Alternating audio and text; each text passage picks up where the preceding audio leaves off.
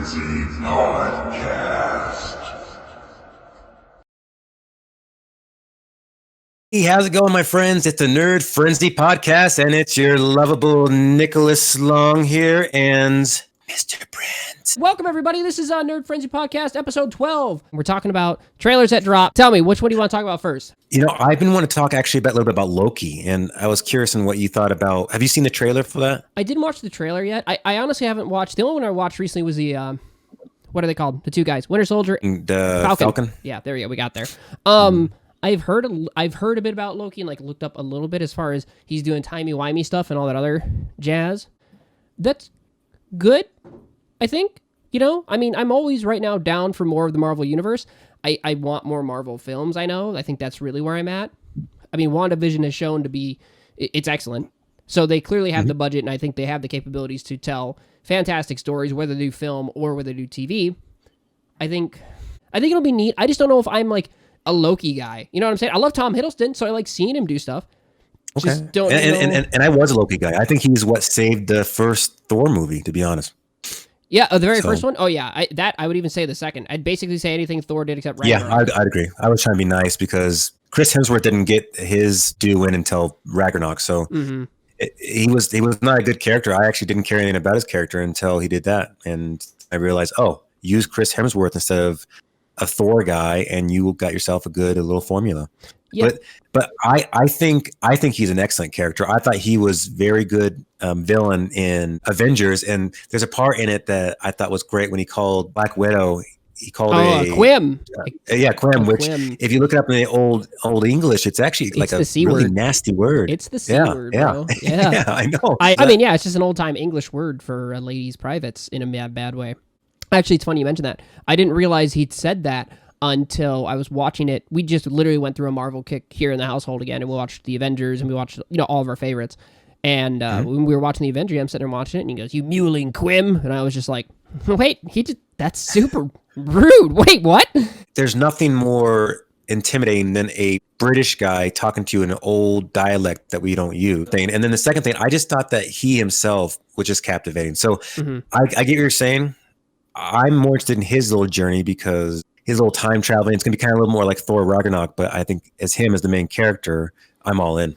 Yeah, I think it'll be neat to see what they do. I mean, I guess in the end, I think Loki, was our anti-hero to a certain degree. I'll right certain wrongs, but I'm not going to right all the wrongs. Yeah, so that's where I wonder how I'm going to feel. A part of it is I don't really, again, I'm not a Loki guy, so I don't really root for Loki, and I didn't really see anything in the films collectively to root for Loki beyond. I think him and Mr. Hemsworth had a really great dynamic when they got to hang out. I think always seeing them together in any of the films is always a fun little treat. Even though they didn't get to do it too much, the parts that are there are captivating, particularly in Avengers when Thor just hijacks Loki, and they have probably the best scene of Avengers maybe, where they're just talking and you can see like the love and the anguish that Thor feels for him. I think that's I like seeing, but without Chris Hemsworth, I wonder what they're going to give us. But I mean, again, I really have nothing to doubt these guys on. I really don't. The people in charge of utilizing everything they're doing with the Marvel Universe, they've knocked it out of the park every time. There's been very few films that weren't very good, and that's a handful. Everything else has been absolutely fantastic. Yeah. And by not very good, I just mean like, they just weren't as good as like Winter Soldier. And watching Winter Soldier and then watching Captain America, First Avenger, there really is a difference, as we talked about before, but you get spoiled to that, and then you expect everything to constantly be great. The third Iron Man, I didn't care for that much. No, I rewatched that. And a lot of people did like it, though, so that's I don't know. Weird. I went back because I thought maybe I'm judging a lot of these too harshly, and I went back and watched Iron Man 3, and Iron Man 3 is just not... I just think its pacing is bad, and I think we're watching a hero just be an average guy, and that's fine. It's just I want to watch Iron Man. Iron Man did a really good job of showing us Tony Stark becoming Iron Man. Iron Man 2 showed us a really good job of Tony Stark being Iron Man and running around and doing Iron Man stuff and fighting Iron Man level threats. And then Iron Man 3 just like dropped the formula and made it weird. It just felt like the first two at least were going somewhere with the Iron Man films. And then the third one was just kind of stopped there and said, hey, these other ones were trying to establish something, but let's just make a fun one. But the problem with making fun ones is I've been spoiled by the films. I think that's it. I not that I need a break. I think literally the piecemealing of WandaVision together right now, I just want to finish it. I just want to see the end because I think it's so well done and it's so exciting to me. that's it. That's what I want. And I think that's where I am. That's where I sit. And I think with these other TV shows coming out, I know they're going to be exciting and fun to watch. I'm just like, give me a release date for the show and call it good. Give me the full thing and we can win. Is that really so much to ask for? Let's summarize this. Your final thought. I want everything to work with each other. I don't want randomness. I don't want just like, oh, well, let's entertain these people by just throwing randomness. I want it to somehow connect with everything. That's the glue that's allowed for Marvel to work in the first place. Is their little scenes or their little things at the end of the movie where they would actually show like, oh, this is connecting to something even bigger. I like that, and I want them to keep on doing that. I understand if it's going to be a personal, intimate project, but I need to see other superheroes of some sort involved. Yeah, I agree. I absolutely agree. How did you feel about Agatha? Just real quick. We don't have to go further, but I just want to know. Agatha, yeah, no, absolutely. Surprise you or not? No, because she was the only actor I knew, right? in the town, and I like, oh, I've seen her in so many things, and she's excellent in so many things, not just comedy, because that's kind of what she's probably known for. But I've seen her in very good dramas too, and I'm thinking, this gal's great. I could see her being a good villain, and then and then you see her talking, and they try to hide it by her going like, "What's happening?" I was not surprised, but I was glad that it wasn't just Wanda being a brat, because I get that, we're all suffering and everything, like when we lose someone, and we all want to do stuff like she did, and she did that, and I appreciate what she was going through, but I kept on thinking to myself, but she's being a bitch, and I don't like what she's doing. I didn't like how she was treating everyone who disagreed with what they were saying. And then you find out that Agatha is like maybe messing like a bad robot, like messing with certain things, get faulty, and it wasn't a surprise. I think my brain still would have liked to see Disney be a little more scary with it and make Wanda the villain. But that being said, when it was like Agatha, I looked at Crystal, I'm like, yeah, I said that. That's what I said like the second episode in. It was just because I was like, she's just obviously the only constant. And it's not like it's a big reveal, right? Anybody's paying attention. The only constant in that whole show is Agatha doing something around somewhere. And they give you a little loop with that whole vision moment with her. So like I said, it would have been neat to see them wander down that trail, and maybe they still will. But I mean, overall, I think knowing that Agatha's involved, we're going to get a lot more like Agatha poked around at everything, and a lot more of this. Everybody they're mentioning that she's inside their head and all of this stuff, it's going to be Agatha and not Scarlet. I think that's what we're going to see. Because we could talk about that forever, because I think they've done such a good job. The main topic here on this one was inspirational musicians that we like. This is all personal stuff that we really enjoyed. I'm excited to kind of talk about that, but I know one of the first ones that you're going to lead into is Michael Jackson and Bowie, particularly. One of those two is loaded for you, and I would like to hear. I'd like to hear which one you're going to start with and why. Why you're starting with them, because I think both of those two are great picks. I didn't say I was going to start with them. Watch him. You're assuming. You're just saying, you're putting words in my mouth. All right, let's hear it. Who are we starting with? Go. You tell me. David Bowie and Michael Jackson. Oh yeah, there we go. Okay. Well, two people that I love very much, and two people that have sadly passed way before their time. It was a bummer, but Michael Jackson for a little bit less of a reason, because Michael Jackson personally was a very tragic person, and his life story is pretty sad. But the fact of his talent, that's why I'm a big fan of him. But David Bowie, there was a little bit of everything. I felt, first of all, the fact that he had characters like the Duke and Ziggy, where he'd come out and he was very androgynous, where he was had a very feminine, like, male or female kind of approach. And this was happening in the late 60s and early 70s, and no one else was really doing that kind of stuff. And it was, like Marilyn Manson for its time. And I could see people being like, ugh, you disgust me. But then his music's really good. So they're like, but your music. Yeah, right. I think it's one thing where we can hopefully at least separate the artist from the art, and I think particularly Manson's a horrible, really awful individual. I know. It's too bad, because I would have been talking about him right now today if I didn't hear about the sexual allegations. You put a position of power. Celebrities. Yeah, celebrity, man. And like I said, it's that thing where you expect rock stars can be assholes, but then there's like your ego. Yeah. Like it's the difference, right? And so, like I said, I agree. It sucks to... It sucks for us as people who have enjoyed the music he has created with the individuals he created it with, but since he is such a terrible person, it's very hard to separate that, right? Music from the artist. The gal who made the accusations. Evan Rachel Wood? Yes. I know she was one of them, the actor. She's the main one. Long story short, long story short, originally she kind of you put a timeline together. She never said names and like that, and she's had a really, really rough time in Hollywood particularly. But she said some things, and then terrible things did happen to her, and she has expressed these things, and she didn't indict or name them particularly, but you do the timeline, and it aligns with her relationship with Marilyn Manson, and then just more and more stuff of that has been kind of just coming out. I guess here's the thing, right? The art is a little separate from the artist to a certain degree, but that's how it always is. Yep. So it's hard to watch a movie and say, oh, Tom Cruise is a hero. He saved the world, and then not get a little bit in the back of your mind going, well, that's nice of Tom Cruise. I mean, luckily with all the bullshit going on with everything, and I'm glad it's happening. I'm glad all these people are getting outed, because I don't want to look up to anyone that's a piece of shit. And I know, like, I've talked about this with you before, but I don't like, it's not very fair to anyone to look up to them whenever they're just like you and I are. But when you're a role model and then you do something, especially something actually evil. Fascinating. And we wandered way into the outside territory of it, but just from Marilyn Manson. Break it down. Let's start with Bowie, because I think artists who have that the variety of personas is fascinating. Yes. Yeah, especially whenever it's one of those things where he'll be in character. He'll play this character, if that means he dances around in a weird, flamboyant manner. And then he might come to the next concert just as David Bowie, and he's just singing songs like normal. And a lot of people would be like, well, they'd be confused or like, I don't understand. And finally, there'd be a couple of interviews about him. I had fun. I play a character. And then the moment I put that character up, I didn't want to play the character anymore. Yeah. It kind of tells you too that Bowie himself was not necessarily a weird guy because he dressed up like that.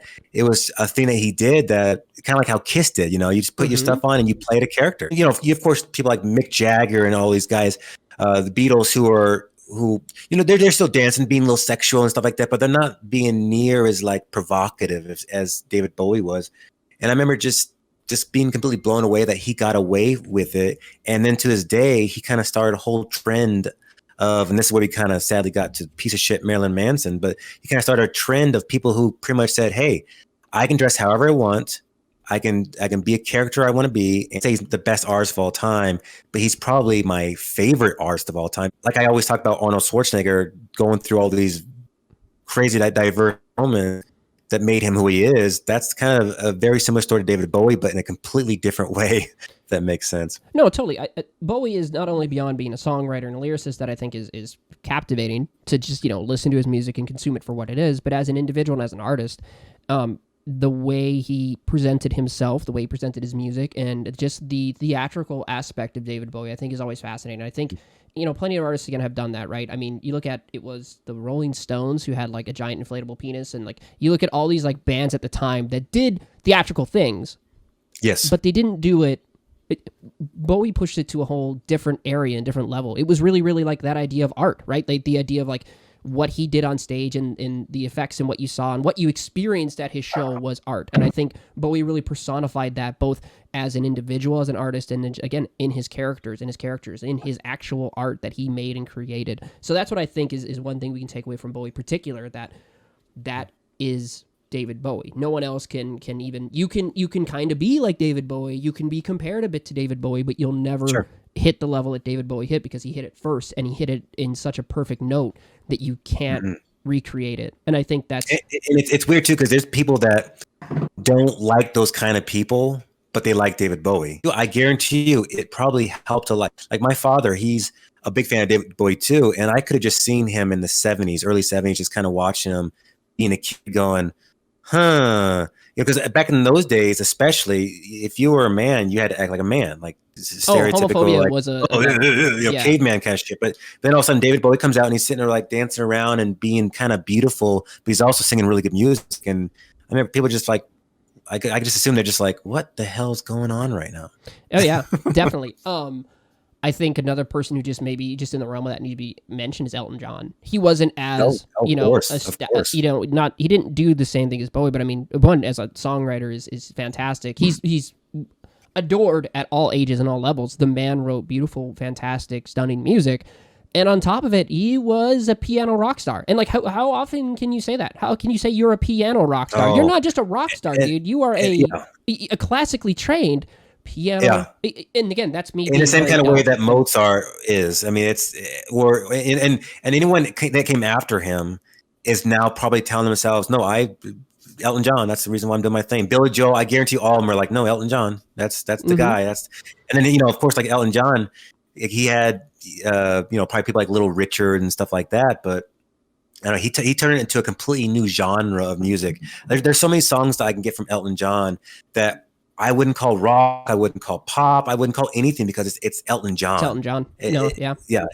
Yeah. He has, and I had to put a picture, because obviously, Brent, there's hundreds and hundreds of people that should be on that picture, but I kind of just thought of people that not necessarily were the best, but people that I thought that were best for me. And I put Sam Cooke on there. I know you're a fan of him. He's so good. And by the way, I looked him up a little bit, because I always loved Sam Cooke, but I never knew anything about his life story. I just thought he had the most beautiful voice, and his songs were perfect. So I looked him up last night, and I found out that he was shot. Did you know that? Yeah. Oh yeah.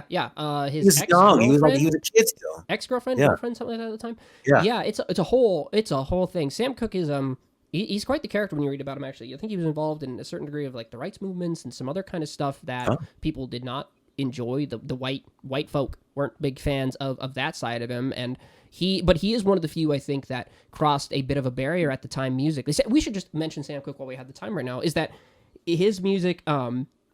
Just from my experience in my family, I have older grandparents and stuff, and they know who Sam Cooke is, but my older grandparents definitely came from that divisive time, to be polite. I'm not saying my grandparents are racist and terrible people by any means, but I know that they have had times of not being the best human beings per se. Race played a bit of a factor in some of their behavior back in the day, which is upsetting. But that being said, Sam Cooke is known by them. Sam Cooke, they know his songs, some of them at least minimally, and that's to me a very, very astounding thing as an artist to really not only at a divisive time, but then to reach across and be like vocally, musically say, or basically just have it where you're good enough that even people who look down on you naturally because they're shitty people or they're raised to be shitty people to look down on you, suddenly give your music in time energy, and they're like, wow, hopefully some of them thought maybe I'm wrong, which obviously they were. But that's what I find amazing about Sam Cooke, to a certain degree, is that. And then on top of it, like his music, man, it's soul. It is soul. There was no soul. There was no, in my opinion, there's no other artist that definitively defines the idea of soul music in the way Sam Cooke did. The songs are, generally speaking, full of either light and enjoyment and love of each other's company and their culture at the time, or just about love and not seducing, but bringing someone into your life, being romantic. I think Sam Cooke is so important just on the idea of soul, and that his music also holds. You could go put on a Sam Cooke album right now. I listen to him all the time. He's kind of like the Eagles, where I can listen to him in no matter good mood, bad mood, party mood. Him and Otis Redding, which I kind of compare him a little bit to Sam Cooke, just because same time and voice was very heavenly, and Otis is a little bit more rough. Sam Cooke is the man. So when you said Sam Cooke, and it surprised me whenever I was talking to you about that. I asked you, favorite artist, and you brought up Sam Cooke, and I remember thinking, what a great answer, because you and my age, I don't think a lot of people know who Sam Cooke is. They're probably going to look him up now and then hear his beautiful voice and his beautiful songs. And I think people like Sam Cooke were way more talented than a lot of the Motown musicians that were way more popular than he was. Sam Cooke and Otis Redding for that time period is something that I still to this day will listen to one of their albums, a few of their songs weekly. Yeah, easy. They're easy listens. It's like Muddy Waters kind of. You can just put it on a little bit periodically and just let it vibe. I think particularly during the eras, and we've talked about this a lot, the 50s and 60s and 70s, there's a lot of gems that still really hold a lot of value musically that it's easy to put on and just relax to. And like I said, you can do anything around your house. I swear to God, it's made for like around your house. It's weird because it hits your ear in a way. It's like this song was made 60 years ago and it still hits me the same that the brand new single that just came out yesterday hits me. Yeah, you'll whistle it no matter what. No. Yeah, you'll just it happens, man. It's infectious, and it's pop music in its way, and it's designed to do that, but not to the now there's a literal formula you follow when you create a hit song or pop music. You can follow a formula and you can make something that'll grab your ear while back and that come together. You need to go listen to Primus, and the reason you need to listen to Primus is because his name is Les Claypool, and The man has turned funk, reggae, and like thrash metal into its own genre. But Primus has done that, and I personally solely... Is that South Park singers? Yeah, that's the guys who did the South Park song. I solely kind of put so much weight of that directly to the bassist from Primus, because when you hear it, no matter what, it does two things. It hits your ear in a way that the bass is first and foremost. It's the first thing you hear in their songs. Secondly, it's played on such a skilled level, and it's played so drastically strange that you can't help but be drawn to at least be like, what the hell is that? What instrument is making that sound? What is doing that? And I think Primus needs to be annotated here because it defines how a good bassist, despite whether you like Primus or not, it defines what a good bassist does for a band, and that is it makes your ear care. Now, how is would you say a bass guitar is different than the drums? They both coincide because they're both rhythm, right? It's your rhythm section more or less than anything else. But here's the thing. While a rhythm section for a drum helps you kind of keep time more or less and kind of fills space a bit, and this is just in my personal opinion, a bass is what makes you physically attracted to the song, is the best way I can kind of physically describe it. Sometimes you'll be listening to a song and maybe you won't even recognize the bass line. You won't even necessarily hear it. But the rhythm you feel to move left to right or to engage with the song is more so heavily driven by the bass than it is by the drum. Okay, so our drum really helps us set time, right? We can really hear the hat, right? That's our rhythmic time. Like we're holding to that time. Now, when you hear you feel the urge to be like, do, do, do, do, do. You get that nice kind of note annotation that makes you lean almost, or kind of like draw your attention to how you're feeling towards the song. That's a lot of what the bass does. The bass drives the band is a really common statement. And for really, really good bands, again, Red Hot Chili Peppers you can look at. You can even look at Maroon 5 if you're in like that kind of saucy kind of mood or whatever, and you're looking for a saucy feel to a song. This isn't to say it overrules the guitar by any means, but what it does do is it makes us as listeners engage, in my opinion, with the song. We can hear a really great guitar lick. We can hear a really great guitar chords that work really, really well together for the rhythm section. But it's the sub bass or the bass itself actually that makes us physically want to adjust ourselves, makes us physically want to engage with the music. Did you say the Beatles, Elvis, or Michael Jackson is the most inspirational of all musicians? And why? The Beatles, Elvis, or Michael Jackson? That is a really good question, to be honest. I know it's hard, and I think a lot of people would probably say the Beatles, but I go back between Michael and the Beatles. I think when you ask that question, here's what I always found kind of like a little hard for me to answer. It's a little hard for me to answer, and that's because Elvis and the Beatles both have an intense, very, very intense blues background collectively. I mean, they do, obviously Elvis does.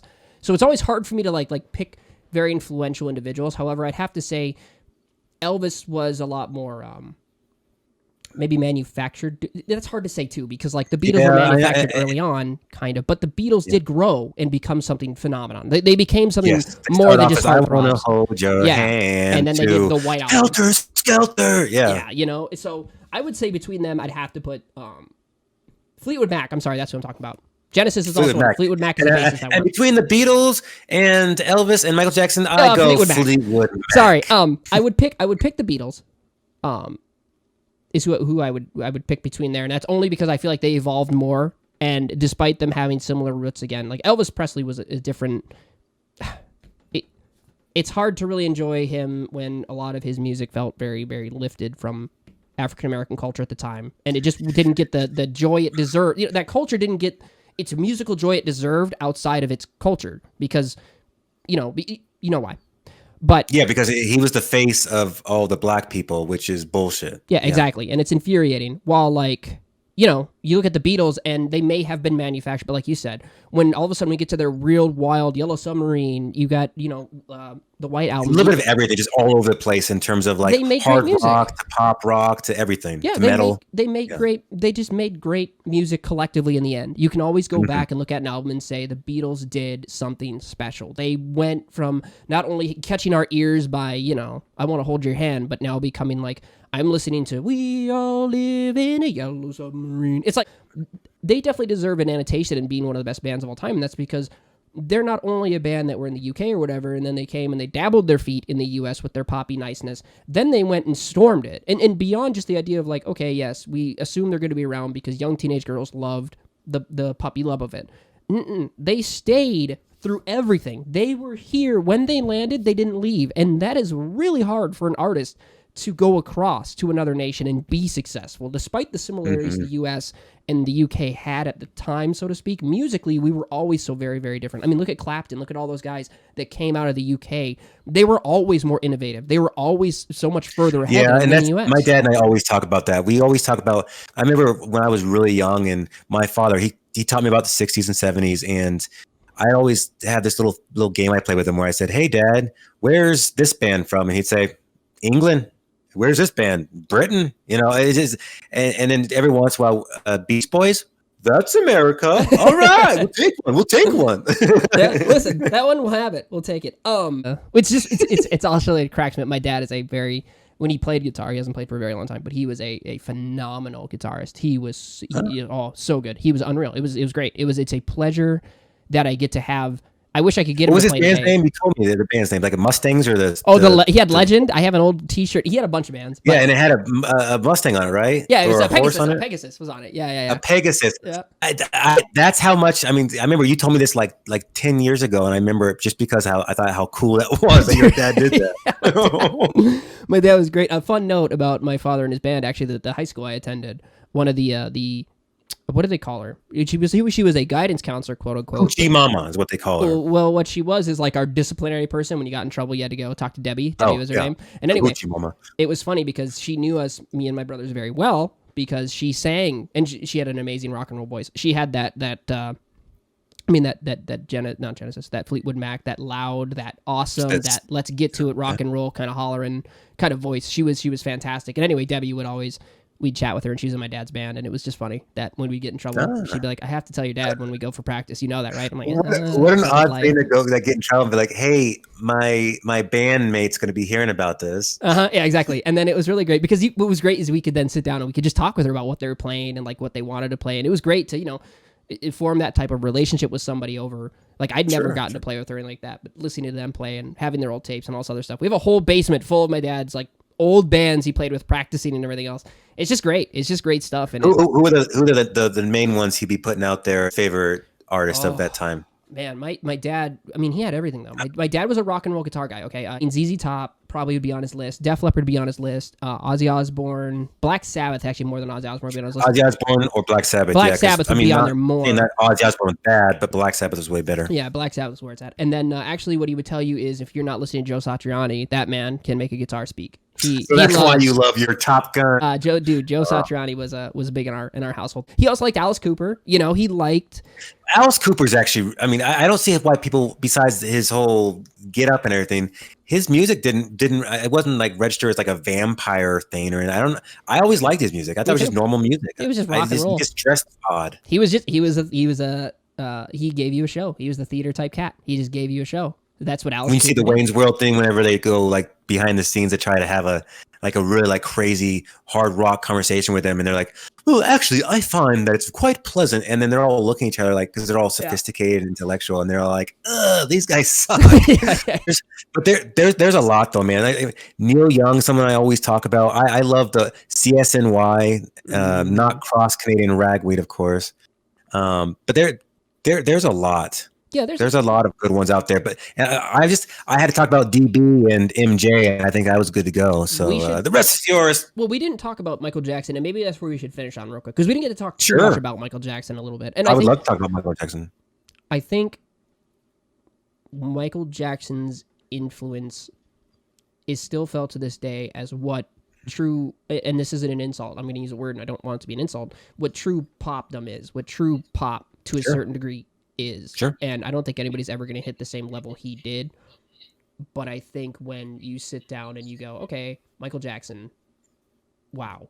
The man not only gave you performances and moved, but on top of that, he genuinely was an actual, genuine musical genius, if you want to use the words. The band can actually tune to his voice. He was perfect pitched that they could tune to him humming. There's actually a kind of neat thing. I want to say it was in a court. He was in court for some reason. They were talking about his musical process to a certain degree. And he's explaining how he made music. And it's fascinating. You can watch him basically live on there discuss how they make music, how he makes it. And he literally makes it on the go and he will beatbox, do the whole thing. His whole voice will be every instrument. He'll be like, okay, in the bass line, he'll be like, doo, doo, doo, doo, doo, and then they got the drums going, and he does this whole fascinating thing, because I think what people fail to realize about him is that he literally was musically inclined, despite the issues with his family, despite everything else that man went through in his life. His musical talent could not be denied. And I think that's like a lot of people miss that about him as far as when they talk about him. I think it's fascinating to note that the controversy and stuff he is mired in. Sure. The fact is, though, you can't dispute he was an instrument, a living, walking, breathing instrument who made music that everybody could sit down and listen to. And on the top of it, you made Thriller. Nick, The best music video of all time, still to this day. And that was done 37 years ago. And, so and you say easily, I really easily. I mean, everyone has a couple, but I remember that one. That was the one, and he has a lot of good ones too. Smooth Criminal, Man in the Mirror, Dear Diana, and Thriller. Nothing's came close. It's a movie, and it's a musical, and it's a little dance number, and it's scary, and it's funny, and it's goofy. It's a little bit of everything. It hits awesome. all the notes, and then I think one of the big things about it, I don't like music videos most because I like that songs have a purpose. Songs tell a story. They tell us something, generally speaking. And when a music video at least coincides with what it's telling me, I enjoy that, or I'm seeing a story being told. I agree. And I think obviously Thriller clearly hits the note. The story it tells is done a little extremely in the music video. However, it fits. And it fits so well on such an extreme level that it's fascinating. It truly is captivating. It's a captivating song. And then they use Vincent Price for all the narrating during the song, and you're thinking they're using a horror legend icon, and it's just like the whole thing is classic.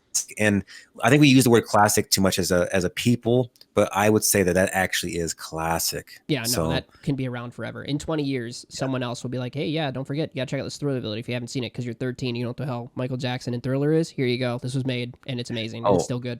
I'm already playing, whenever my nephews were born, I was already playing Michael Jackson for them, and they love Michael Jackson. They're like, oh, this guy moves like he's not moving.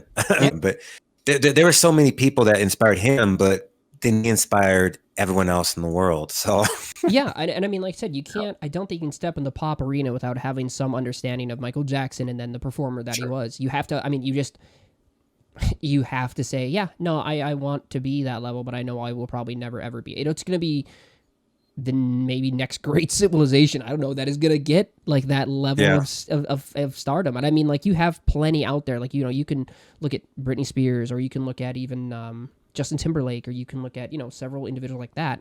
They're great. They're fantastic. And they have a certain stardom to them. But at the same time, you speak with Mike, when you mention Michael Jackson, it's with an odd sense of pop reverence. Even when he was alive, it's a sense of like, oh yeah, Michael Jackson, he's around. You say, oh yeah, Justin Timberlake. Pop and Michael Jackson were always synonyms. I mean, it's just one of those things that, and then when you would try to relate anything to pop, you're like, well, how do they compare to Michael Jackson? I mean, that's just how it worked. Yep. So, I mean, and Michael Jackson was the king of pop. I thought that Madonna was the queen of pop for about 30 seconds, and then she kind of went the other way. But Michael Jackson remained relevant for such a long time. I mean, she did for a while, but then pretty much the last 15, 20 years, she's been garbage. I want to put Madonna on this list because she used to have the same pull that David Bowie and Michael Jackson had for me. But then I thought, I just hate her as a person, though, so I didn't put her on there. I think for me, as far as Madonna goes, I never got it. Madonna in the 90s, or sorry, 80s to mid 90s. 80s to early 2000s, late 90s is when she even was. Then, I would say she was still relevant. I'd still think that is something that needs to be appreciated. I think there's nothing wrong with, in the end, kind of like falling off to a bit. I think every artist needs to do it at some point, and I do genuinely they all believe do it. Rolling Stones, everyone kind of falls off a little bit and then maybe comes back or maybe doesn't. Yeah. But I think it's important to note that, like, she has been kind of supplanted a little bit, I think. I think Lady Gaga is maybe our modern Madonna, just because I think Gaga is out there, but she makes music that I think even my mom, when my mom can probably listen to it and be like, this is catchy and this is neat and this is kind of like pop and different and artistic but fun, kind of vibe going on to everything. If my mom could say that, she has fun music. Yeah, I'd say then it's easy to say that that's very Madonna-esque, or even better than Madonna, so to speak. I think Madonna is. Well, she's even said David Bowie and Madonna were the two people that she created her music about. Oh yeah, So it doesn't surprise me at all. And it's obvious. It's obvious. Yeah. So I'd say I think Madonna's iconic, but I get if in the last 15 to 20 years you don't see her that much, totally, because I think she's been supplanted by these other artists who have become, they fit the mold a little bit. If Madonna was wild and out there and a little different, and I mean, I would say Gaga and maybe even Katy Perry kind of fit both of those things. I guess just enjoy their stuff and then try not to get too involved in what's going on in their life, because if you do, you might not like what you hear. Yeah, and again, it's a hard, that is, and I think that's a really good way to kind of maybe wrap our entire rant up, is collectively the idea that, I mean, again, this is my and Nick's personal feelings on a lot of musicians and artists and all these other things. And it's hard. We've definitely mentioned some people who have been terrible, and we've mentioned, enjoying aspects of some of those people. And then there are some people that maybe we don't even know they're terrible that we mentioned that we really, really like right now. I think, just all that being said, art is one of those things where you got to do your best to remove the artist from the art, but at the same time, if you're going to support the art, you're supporting that artist, and it's a tricky area to navigate. It's hard. It doesn't come hand in hand, but you'd like it to. Yeah, it's very tricky to navigate. So I just hope that when people sit down and listen to this, understand that I think the big conversation we're having here is really based around the music as an art and the genius behind it that created so many great and wonderful, not only songs, but emotions. And then on top of it, that really inspired other people to continue to move forward and make great and iconic things, despite the horribleness of some of the individuals we mentioned and have had times talking about. And this is not to say that we are encouraging them to continue being horrible by any means. It is only to say that music is a strange and wild thing, and art is even stranger and wilder. And there have been awful people throughout the entire span of history who have made beautiful, wonderful things that were also people that I would not want to support independently on any level. But I think overall our list was pretty good. I think just I agree. I felt like, because first of all, it's like anything else. Whenever we bring up a topic that's so broad, it's so hard to say, okay, well, Brent, go and I'm going to give you 6 days, and I need you to come up with 100 people that you want to talk about, and then I'm going to come up with 100 people, and then we're going to have a 45-hour podcast. And our voices will be shot. Our wives are going to be bringing us food, and we're going to be pissing in a little bucket. All you'll be hearing is ignore this. You're smiling like, no, go on, keep talking. I'm listening. Ignore the sound of me urinating and listen how I'm going to talk to you for 2 hours now about Black Sabbath and the rise of black rock. Like, you know what I'm saying? Like, yeah, and that's totally it. And music is just so fascinating, man. And like I said, I'm not by any means am I a great musician. I mean, you have a great voice and you sing very, very well, and I enjoy the stuff I dabble in and play in, and it's really an honor at times to be so inspired consistently by like these great, amazing individuals who are able to bring, or these individuals, not even great or amazing, but individuals who are able to come together and make something so iconic across the ages of time. All the way back from Sam Cooke to all the way up to Primus and Michael Jackson and all this other wild stuff that's out there. It's fascinating, and it just makes me so happy that there are times I get so cynical about music where I'm like, there's never going to be another great American rock band like CCR. It just won't ever happen. Music will never be the same. Yeah. But then like I sit here and have this conversation with you, and I realize that the people we didn't get to mention, there's so many great ones that we didn't get to mention out there producing music that I absolutely love and adore, that they have these influences. And there are going to be consistently great ones that I will always have until the day I die. Probably something fantastic to put directly into my ear holes. All right, listen, you got family stuff to do. We've literally been, because of our technical hiccups. Let's pick our topic real quick. Yes, let's do that. Let's pull from the Cup of Glory. And is that what the name we settled on? Do we settle on the Cup of Glory? The Cup of Destiny. The Cup of Destiny. I'm sorry. Destiny. Yes, the Cup of Destiny. Thank you. Thank you for that. William Hammond Boyce Jr., everyone. Love that man. All right. We got... Oh, good. We got Westerns, Brent. We're good to go. I know. Yes. That's a good one. I love... You and I can talk about Westerns all day. Open Range, I will say, is arguably the best Western. We will talk about it. Open Range. Tombstone, baby. Tombstone's good. Tombstone's a good one. And then, of course, all the spaghetti westerns and anything that Sergio Leone directed, I am all for. Just grab Clint Eastwood, throw him in there for a good, 9/3 of his movie career, and whatever he's doing there, it's a western somewhere. Oh yeah, so good. Okay, good. Westerns. Okay, go watch Go watch Open Range if you haven't. Go watch Tombstone if you haven't, because you are going to miss out on a whole bunch of stuff next week. I guarantee you. If you don't, trust me, they're I'm going to talk a lot about Tombstone. I'm going to talk a lot about it. So just Brent, just go ahead and just lean back, and you probably got about 30 minutes that you can just relax and watch me talk for a little bit. Okay. Perfect. Finally, it's finally happened, boys and girls. We've come to this point. I can't stop. I don't know how to. I just love it. I'm really good at it.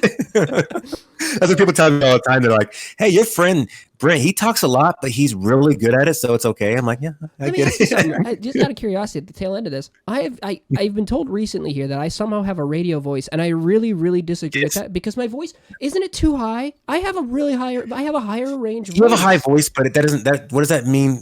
It just, to me, it doesn't sound like a radio voice you want to hear on the radio. I never thought, like, I can talk a lot. I just never thought my voice was by any means like a voice you would sit. Yours is. I like hearing your voice. I like hearing. But I don't like hearing my voice. I think my voice it sounds very feminine. I feel like I have a, "Hey guys, how's it going?" kind of. What the hell am I right now? Are you kidding?